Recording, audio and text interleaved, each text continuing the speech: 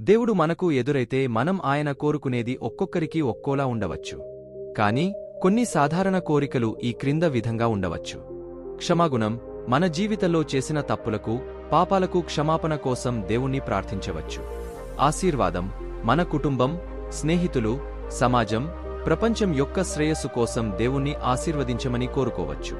మార్గదర్శకత్వం, మన జీవితంలో సరైన మార్గాన్ని ఎంచుకోవడానికి దేవుణ్ణి మార్గదర్శకత్వం చేయమని కోరవచ్చు. శక్తి, మన జీవితంలో ఎదురయ్యే సవాళ్లను ఎదుర్కోవడానికి దేవుణ్ణి శక్తి కోసం కోరవచ్చు. ప్రేమ, దేవుని యొక్క ప్రేమను మన హృదయాలలో నింపమని కోరవచ్చు.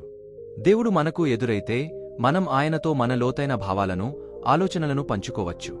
మనకు కావాల్సినది ఏమిటో ఆయనకు చెప్పవచ్చు. ఆయన మనకు సహాయం చేస్తాడని నమ్మవచ్చు. దేవుడు మనకు ఎదురైతే మనం ఏమి కోరుకుంటామో ఆలోచించడం ఒక మంచి ఆధ్యాత్మిక అభ్యాసం.